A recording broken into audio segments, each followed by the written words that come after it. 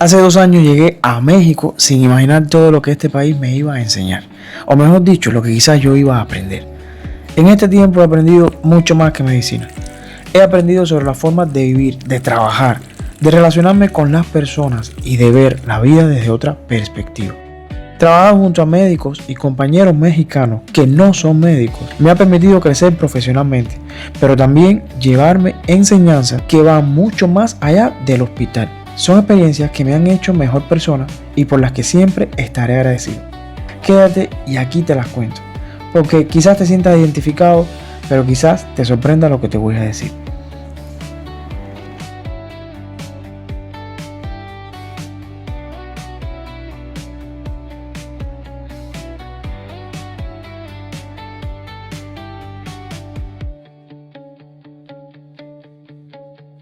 Bienvenidos a un nuevo video. Como pudieron observar en el título, voy a hablarles de cosas que yo me he dado cuenta trabajando con los mexicanos.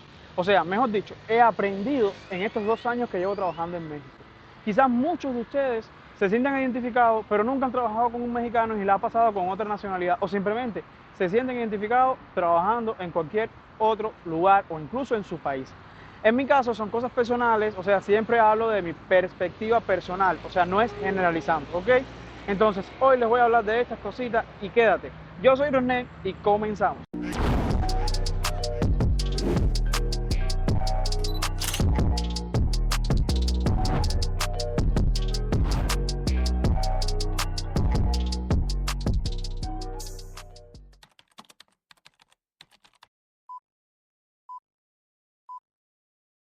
Lo primerito, si eres nuevo y estás entrando por primera vez en este canal, yo soy un médico cubano que estuvo un tiempo trabajando para el Estado por una misión médica y de ahí me fui y ahora ya no estoy trabajando para el Estado, ¿ok? Entonces, ¿qué me he dado cuenta? Estos 2 años que me he echado en México me ha servido para darme cuenta de algunas cosas. Lo primero que les quisiera hablar, yo siempre he tenido problemas con los jefes, ¿no? O sea, no es ahora de México. Siempre he tenido problemas con los jefes. Yo nunca me he llevado bien, literal, eso lo tengo que admitir. No sé si soy yo el del problema o si son los jefes. Muchas veces, para nadie es un secreto que existen jefes ineptos y existen jefes que son dignos de admirar, que más que jefes son líderes, por así decirlo. Bueno, el primer punto que me he dado cuenta es que el jefe no es tu amigo. Por mucho que nos llevemos con esa persona, hay que aprender a respetar. El jefe no es tu amigo y cuando te tenga que dar una orden, usted tiene que cumplirla. ¿Por qué les digo esto? Desde Cuba, literalmente, yo nunca me he llevado con un jefe, pero siempre tenía discusiones. Y yo no, en mi caso no, a mí me gusta respetar, pero me gusta respetar cuando la persona es digna de respetar, cuando la persona te da motivos para que tú la respetes y lo que está haciendo, lo está haciendo bien. Pero casi siempre me han tocado jefes ineptos y a la hora entonces de cumplir una orden o cumplir algo, a veces son órdenes tan carentes de raciocinio que a veces yo digo, ¿por qué yo tengo que hacer eso? Simplemente por tu capricho. Pero muchas veces, no sé por qué, los cubanos tendemos a usar lo que es confianza y compararlo o igualarlo a digas lo que digas, yo voy a hacer lo que yo quiera porque yo me llevo contigo. Y no es el caso, o sea, nosotros tendemos a no diferenciar lo que es confianza y lo que es respeto. En mi caso no es así, yo me puedo llevar muy bien con un jefe, pero tiendo a respetarlo si las órdenes que da son bastante acordes a algo que vaya a resolver. Ejemplos tengo miles de personas jefes, que ponían cosas que tú decías, ¿es en serio? O sea, eso carece de raciocinio. ¿Cómo vas a hacer esto si puede perjudicar? Y no soporto los jefes que sean déspotas, que en vez de escuchar para tratar de mejorar o en conjunto debatir o llegar a un acuerdo, que quieren poner o implantar leyes porque a ellos les gusta así y más nada. Eso nunca me ha gustado y eso me ha llevado a tener riñas con mis jefes, literalmente casi nunca. No sé si es que Dios me está dando una señal para decirme que cree mi propio negocio, que cree mi propio consultorio y no dependa de ningún jefe. No sé, quizás, pero ya eso sería en un futuro. Pero donde quiero llegar es que la relación con tu jefe debe haber siempre un límite. Tu jefe no es tu amigo. Tiene que haber un stop donde nos llevamos, pero no somos amigos. Otra cosa que sí voy a agradecer siempre en la vida, y se lo agradezco a una mexicana con la que trabajé en el IMSS Bienestar, fue que ella siempre tenía una frase que yo adopté hacia mí. Cuando tú trabajas con compañeros, y en este caso con médicos, tiendes a adoptar conductas muy importantes para ayudarte a brindar una buena calidad en la atención médica, pero además de eso, para mejorar tu persona. En este caso, yo tomé siempre una frase que ella decía: yo no vengo a las chambas, que es como dicen los mexicanos, al trabajo, a hacer amigos. Yo vengo a trabajar y a hacer lo que me toca. Eso te va a ayudar quizás a evitarte ciertos problemas e incluso a llevarte decepciones. Y en efecto, lo aprendes. No sé por qué los cubanos, quizás digo cubanos porque yo soy cubano, vengo de esa nacionalidad, y quizás le pase a otras personas de otras nacionalidades. No sé por qué tendemos a no diferenciar lo que es compañero de trabajo a amigo. No es lo mismo. Un compañero de trabajo es eso, alguien que te acompaña en el tiempo que estás en el trabajo. Si se convierte en tu amigo y te llevas bien, pues bienvenido. Si no es el caso, pues no te deprimas, porque en ese caso un amigo lleva años para poder hacerlo, para poder conocer a esa persona, para saber qué es lo que le gusta, qué es lo que no te gusta, y crear lazos que llegan a concretarse como una amistad de largos años. Incluso puedes hacer amigos de cortos tiempos. De hecho, en mi país nosotros le decimos, tengo un amigo, y esa es una persona que es de verdad amigo. Nosotros no decimos, por ejemplo, tengo una amiga, o sea, porque me llevo bien con ella. No, nosotros cuando una persona nos llevamos bien decimos, bueno, una amistad mía. Cuando yo digo amistad, estoy diferenciando de amigo. Cuando digo, no, fulano es amigo mío, es porque me llevo muy bien, conoce hasta mis defectos y llevamos años concretando esa amistad. Yo eso lo aprendí de esa doctora. Indirectamente, ella no me lo enseñó y me dijo, esto es así. Ella me lo decía y yo lo agarré para mí, para mi personalidad. Y yo le agradezco porque mil veces le dije, aunque tú no me estés enseñando, yo estoy aprendiendo cosas de ti que quizás tú no me las estás diciendo por mal, pero yo las estoy asumiendo y me gusta eso, porque yo soy una persona que me gusta aprender de otras. Y de ella aprendí eso. Yo no vengo al trabajo a ser amigos, yo vengo a trabajar. Eso me ayudó mucho porque eso me llevó a no tener tantas decepciones. No sé por qué tendemos a confundir mucho amistad con compañerismo. Y los amigos del trabajo, si te haces amigo, bien, pero rara vez son amigos de verdad. Muchas veces cuando tienen que, como decimos en Cuba, delatarte o echarte para adelante, para ellos salvarse y no perder su trabajo, lo van a hacer. Por tanto, un amigo no hace eso. Un amigo, si tiene que salir para que tú sigas y alegrarse de tus logros, lo va a hacer. Muchas veces en el trabajo, por muy bien que nos llevemos con alguien, rara vez se alegran de tus logros. Al contrario, si pueden verte hundido, pues lo van a hacer. Y aprendí entonces que en el trabajo no se viene a ser amigos, se viene a trabajar. Voy a estar grandiosamente agradecido con esa persona, que aunque no me lo dijo con ánimos de enseñarme, yo lo aprendí. Otra cosa que aprendí, pero eso fue más con el tiempo, es que a veces el que más hablan es la mejor persona. Tuve muchos comentarios, a veces, de personas que me decían, fulano es así, es mala persona, te chivatea, como dicen acá, te delatan, ¿no? Te echan para adelante, o cosas así, que era insoportable. Y a veces yo soy del criterio de que por mucho que tú me digas algo de una persona, te lo agradezco porque eso me va a hacer más o menos ir con una cierta precaución a la hora de compartir o conocer a esa persona.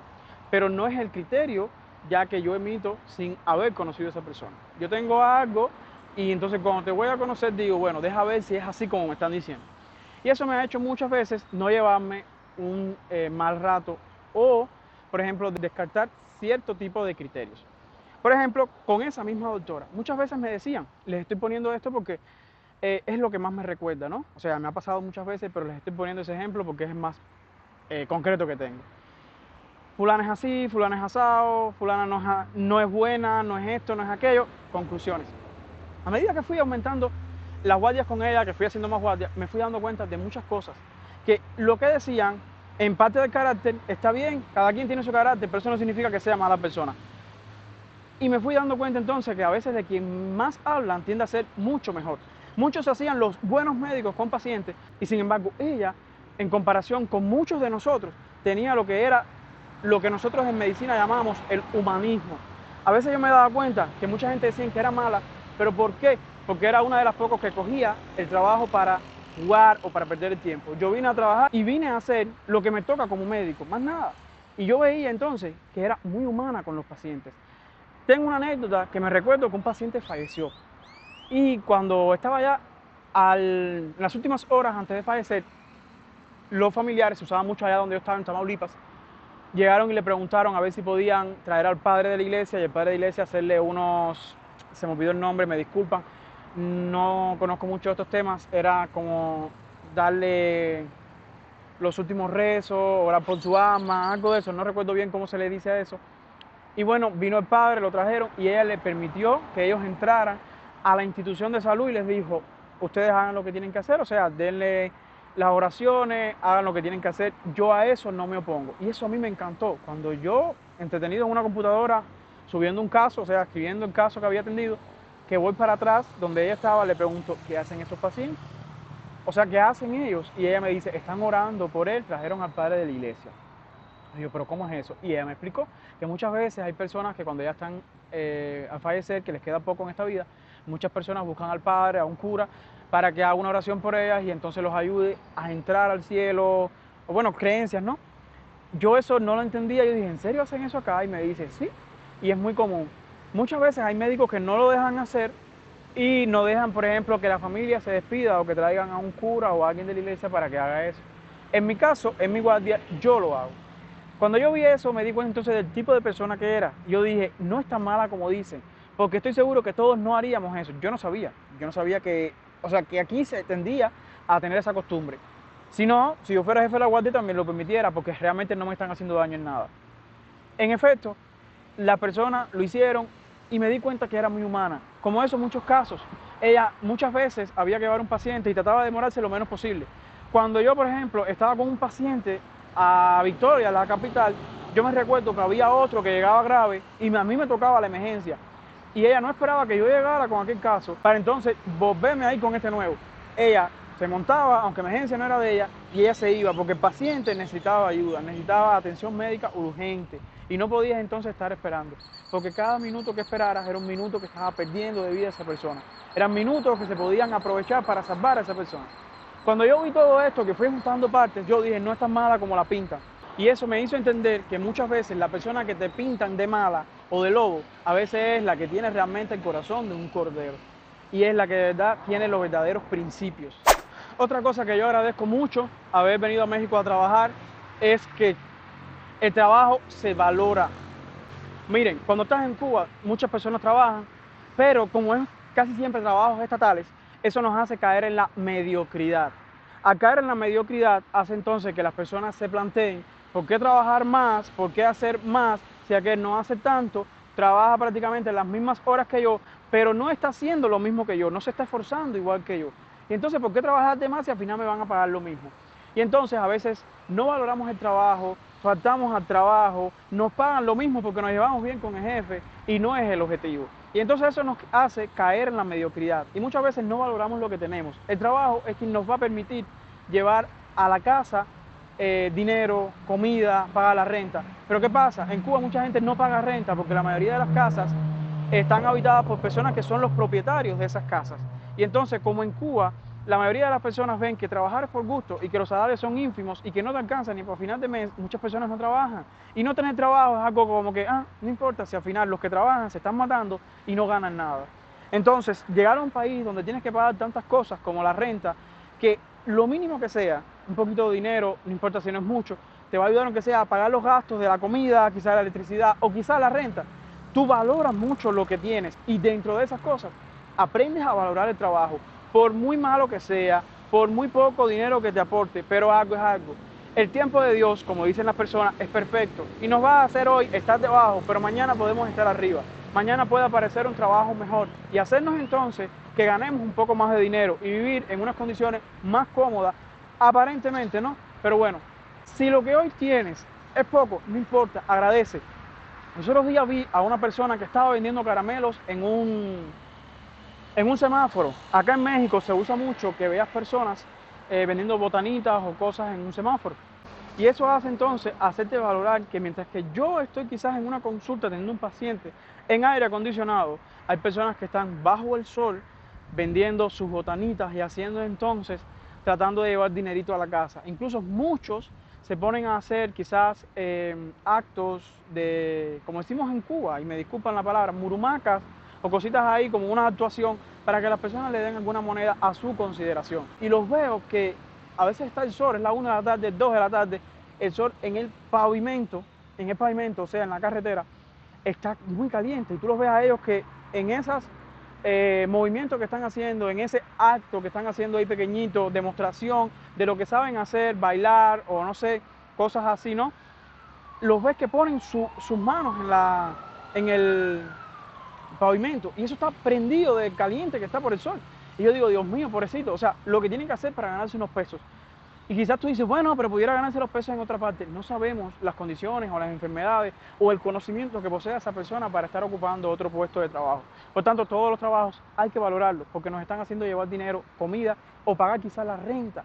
Y eso lo aprendes a valorar acá. Bueno, yo por lo menos. En Cuba yo no lo valoraba porque como no pagaba casi nada, yo decía, hoy no voy, mañana no voy y no aprendo a valorar tanto. Y aquí aprendí que el trabajo se valora. El trabajo es quien te da a ti un sustento y quizás te ayuda a alimentar las bocas de otras personas. Y me di cuenta ese día en el semáforo que habían personas, uno que le faltaba un brazo. Y sin embargo, ahí estaba cogiendo sol y vendiendo botanas. Y dije, por lo menos tiene un trabajito. Y si él tiene un trabajito y le falta un brazo, imagínense con otro brazo cuántas cosas no pudiera estar haciendo. Por tanto, todos los trabajos son necesarios, todos los trabajos se valoran.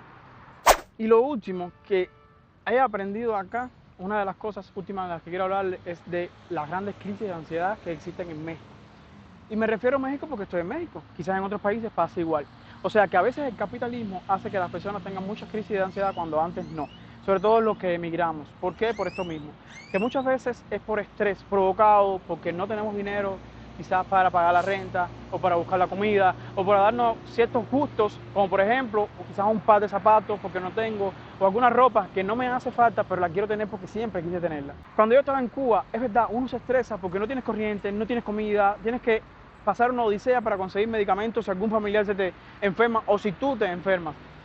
Y aparte de eso, no hay dinero, a veces no hay agua, el sol, el calor, o sea, es una situación bastante estresante. Y las personas en Cuba, no sé si es que nos adaptamos, el cuerpo, a ese estrés crónico que llegas y tú dices, Dios mío, no sé por qué en Cuba no existen tantos suicidios. Y sin embargo, como aquí, que existe un país donde tienen tantas posibilidades las personas simplemente con ir a trabajar, o en cualquier esquina puedes comer aunque sea con 20 pesos, cosa que en mi país no lo puedes hacer con 20 pesos. Y yo digo, ¿por qué existen tantos suicidios? ¿Por qué existe tanta ansiedad? ¿Por qué la gente se estresa tanto? Si en Cuba la gente vive con más estrés, pero sin embargo los ves contentos, riéndose, y bueno, en la lucha, como decimos, tratando de sobrevivir. Pero es por esto mismo, porque ahora que vine a trabajar en México, vine a entender que una de las cosas que te lo provoca es el estrés. Pero el estrés por eso mismo, porque ves quizás a veces tanta diversidad que hace entonces que tú te estreses y digas, yo quiero tener esto, pero para eso necesito trabajar. ¿Por qué? Porque acá hay que trabajar. Y quizás México no es un país que te obligue tanto a trabajar en comparación como Estados Unidos, que a veces las personas ni se conocen. Por lo menos acá tú conoces a los vecinos y tienes quizás horas para compartir con tu familia o tus amigos. En Estados Unidos muchas veces ni eso tienes, o quizás otros países que trabajan bastante. Pero al punto que quiero llegar es que en este país entendí que la ansiedad es bastante frecuente y ya entendí por qué es frecuente. Por el estrés que provoca llegar a países como este donde tienes que pagarlo todo literalmente. Hasta aquí el vídeo de hoy, espero que les haya gustado. Tengo más puntos o más cosas y aspectos que me he dado cuenta que trabajando acá en México he aprendido. Pero quiero hacer un segundo video que ya será el próximo, porque no quiero hacer tampoco tan largo y realmente me tengo que apurar porque Nola me necesita, me acaba de llamar y tenemos que seguir haciendo compras de cosas que estamos haciendo en la casa, ¿ok? Nos vemos en un próximo vídeo. Como siempre les digo, un placer hacer videos para ustedes, que lo disfruten tanto como yo y que sean parte de nuestra historia. Como siempre les digo, que ya casi nunca lo digo, pero bueno, sean humildes y sean agradecidos. Took a swing at a wrecking ball and I prayed for my downfall and I found a way to reconcile, 'cause in my heart it's not worthwhile. It's a bloody battlefield where some go down, others heal. In the end it's all the same. All you can do is play the game.